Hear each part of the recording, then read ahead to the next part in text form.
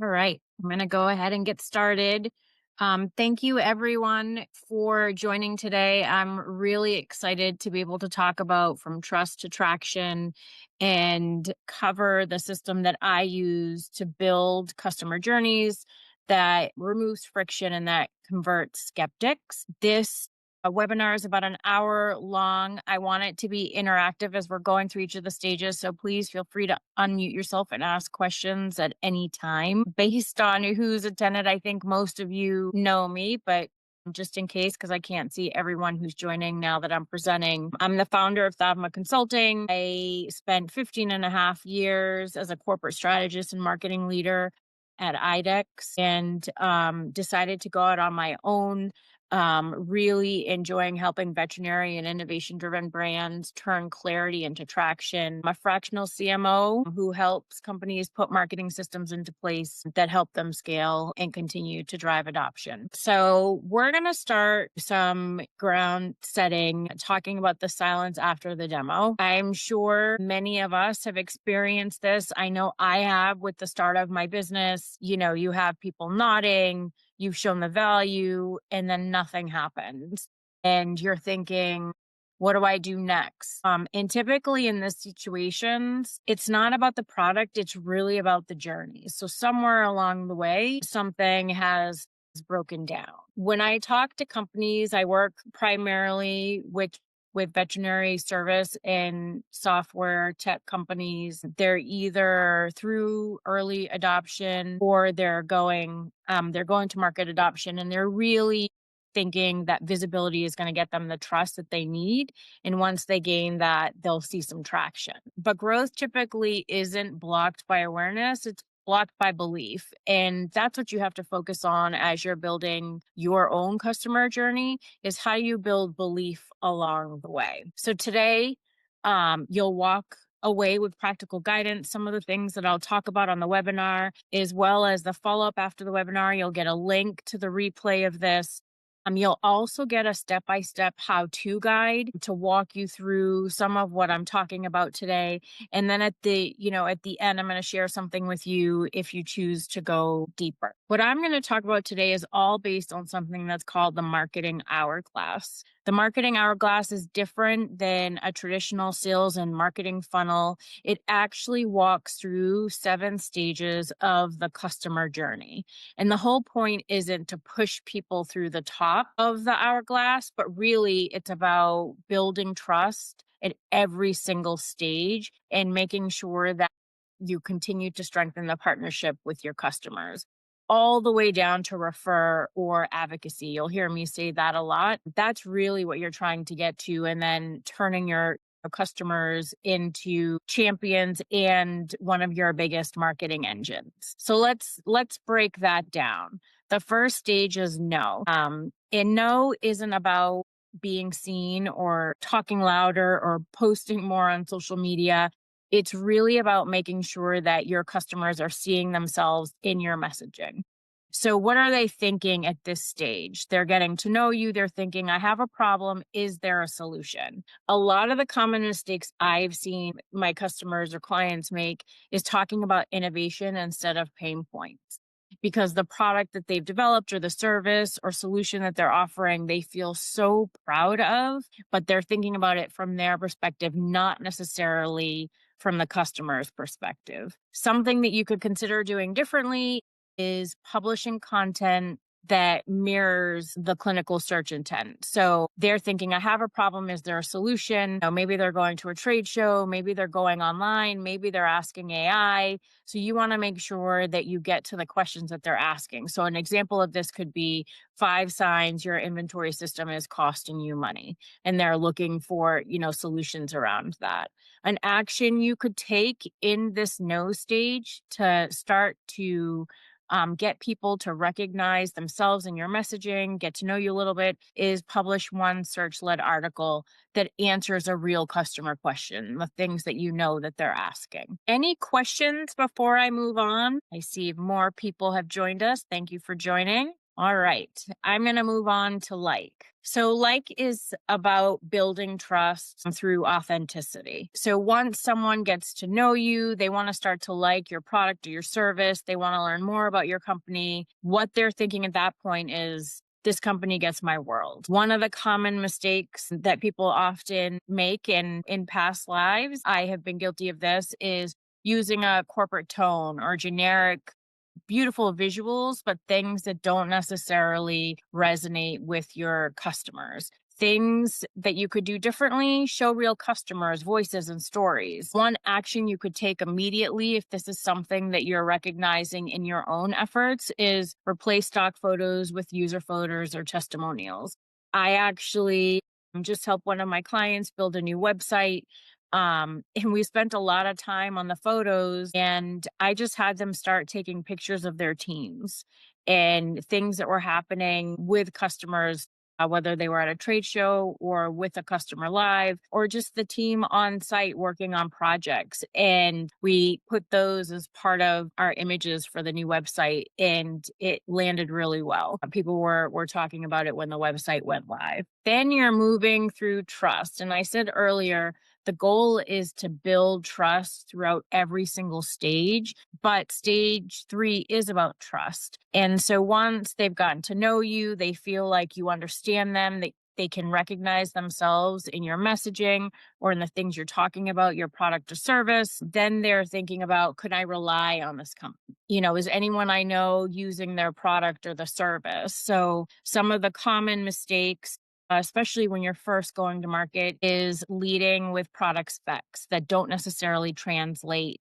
to workflows. I spend a lot of time talking to my clients' customers, hearing from them how this product or service makes a difference, or hearing from them what issues that they're having, what could address something that's happening in the clinic. And I use that to build messaging for the way that my clients show up in market, or I build that into case studies and let peers speak to peers. One thing you could do right away, if this is something that you're recognizing in your own marketing, is add one short proof driven case study featuring measurable income outcomes. Every single time I do a customer interview, I'm doing a lot of them, people are more than happy to talk about the successes they've had when they've implemented a product, service, or solution of my clients. And it doesn't have to be fancy or long. You just need to get at the common struggles people are having in clinics. So that's the 3 stages. I am going to see if anyone at this point has any questions before I move on. If you are talking and I can't hear you, you can always pop your question in the chat. All right, I will move on to the next stage. So stage 4 is the try stage. As you're thinking about your product or service, you need to make sure you make the value easy for someone to experience.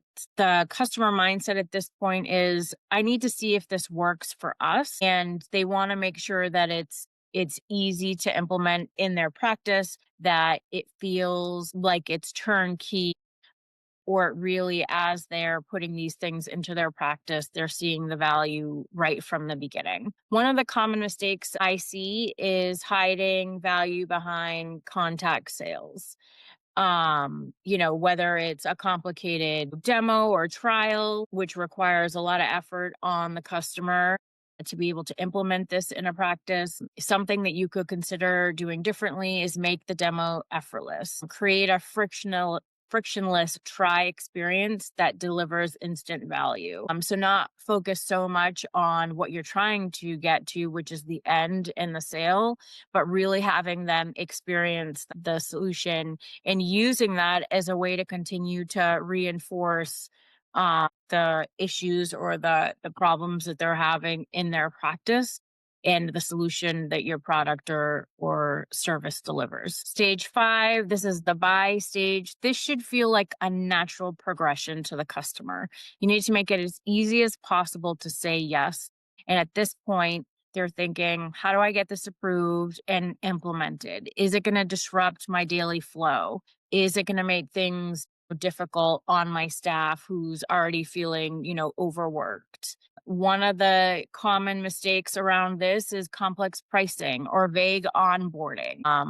A lot of things that I see after, after the fact is just going in and saying, "Okay, you're ready to go," and then silence after, the installation or the product gets delivered. A couple things you could consider doing differently is sell the experience. Be transparent about the pricing, clear onboarding, and internal buy-in tools to help them sell to the practice and the team inside. Hopefully at this point, you're not just talking to the decision maker, but you're talking to all the influencers in the practice. Something really simple that you could do is create a one-page sheet outlining pricing steps or return on investment by role, to continue to lay this out in the customer's mind on how this is the right solution for them. And then stage 6 is repeat. You want to turn adoption into retention. At this point, the customer's thinking, are we getting the value we expected? I mentioned just a second ago, one of the common mistakes is going silent after post sale. This is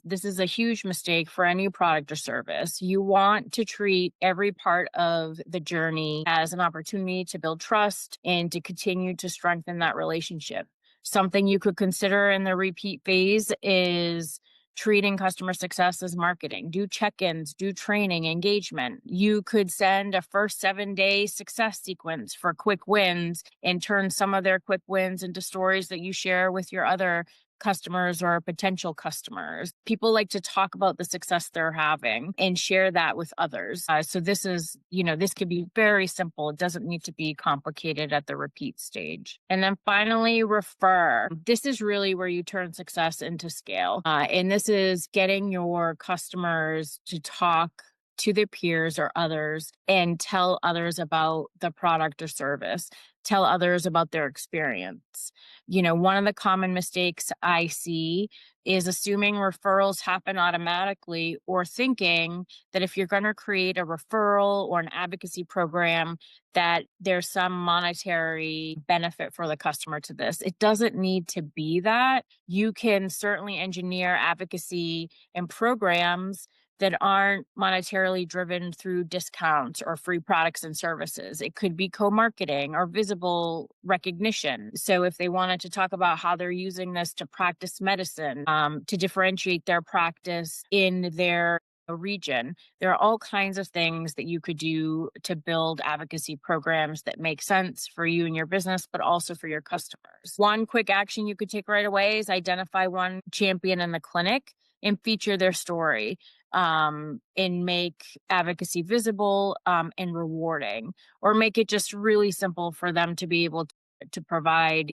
testimonials. I'm sure all of us have gotten the Google reviews. That doesn't make, sense for all businesses. You want to get those testimonials on your website so others can see it as they're researching your product. It could be another example of how to do that, making it easy for them to post things on your website. So I've gone through this quickly and I'm sure it feels like a lot. It should. The journey from awareness to advocacy should be a new layer of trust in every part of the journey. And trust isn't just one stage. It's really the through line through the entire journey. And as I was going through this, I'm sure you were thinking this is a lot, or I hope some of you were thinking, well, that makes total sense, or we're already doing that. And that's great. The goal would be to look at all of the steps in your journey to make sure they all build trust and there isn't friction somewhere. There may be some places you're doing things really well and it's working. You just want to make sure that those things are happening through the entire journey. And remember, the hourglass is a lot. It should be. It's a system. And also remember that systems aren't built in one pass. That especially in startups, and I can see most of you who have joined are in those startup phases, there's a lot to get done. And that's okay. I help my clients focus on parts of the funnel or parts of the hourglass, not we build up to that over time. I'm going to stop for a second before I share my own story and see. Anyone have any questions? Please feel free to type them in the chat or unmute yourselves. I think that I've unmuted everyone at this point. All right. So I'm going to talk a little bit about how I use this system in my own business. It's what I've gone through isn't just a theory, it actually works. I used it on my in my own business, a real example of the, hourglass in action.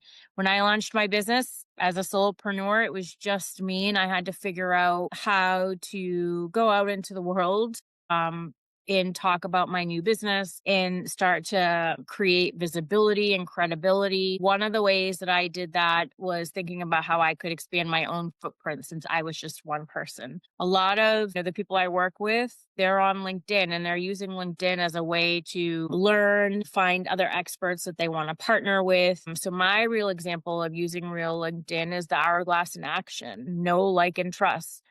I started in January when I launched my business publishing weekly, publishing things about strategy first. I'm sure most of you have seen some of that be posted by me, posting how-to guides, talking about clarity and strategy first messaging and helping, like this webinar, helping others do things themselves. And also storytelling, how this is playing out in my own experience with my business or with my clients real time.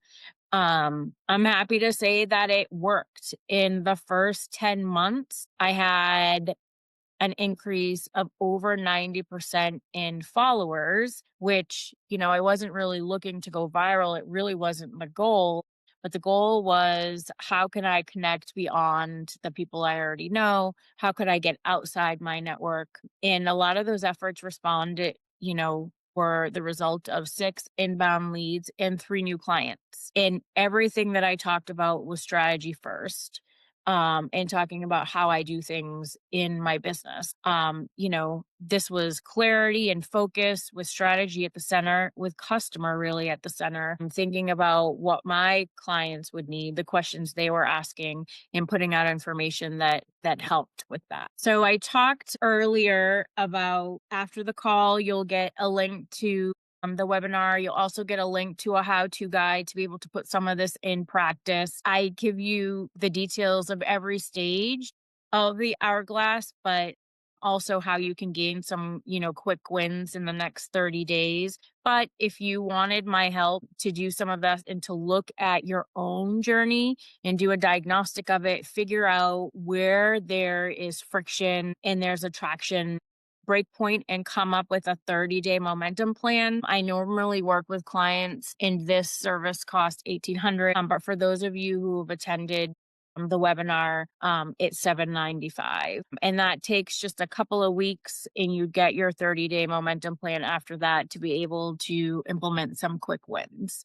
And also work through each stage of the hourglass and really see where you're having some friction points and where things are stalling. No pressure, like I said, but that is an offer for those of you who have attended today.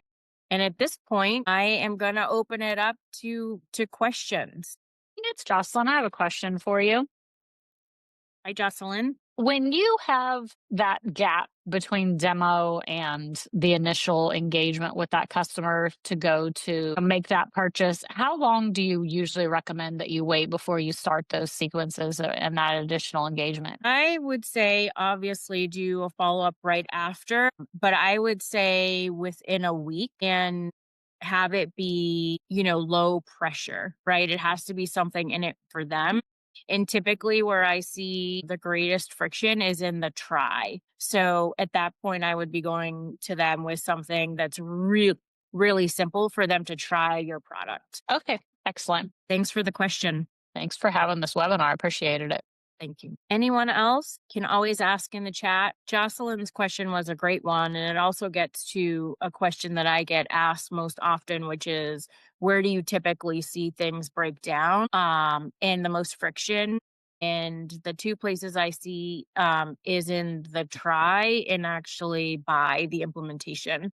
I'm working with a couple customers right now who their time from buying to actually purchase, meaning they've started to onboard customers, is too long, or it stops the first order from happening. So I'm working with a software company on this, and I'm working with a diagnostic lab on this as well. And the work that we're doing is to shorten the time to order and, consistency for implementation. So those are typically the two places that I see the most friction. Any other questions? Well, I want to thank you all so much for joining today, and listening. I hope that you found some of what I talked about valuable, and I hope it all seemed also like common sense.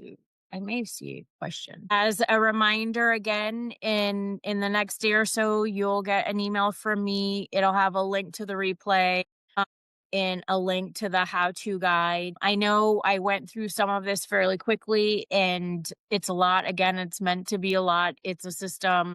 If you have, questions, please feel free to just follow up with me directly, whether it's in a LinkedIn DM or just respond to any of the emails that I've sent you. And I'm happy to answer questions or support you. And then if you have any questions about how we could partner on the journey diagnostic, just let me know. I'd be happy to go through that process with you and help you identify where your opportunities are or where the things are that you're doing really well and you should continue. So with that, again, I want to thank you for joining and wish you all a wonderful day.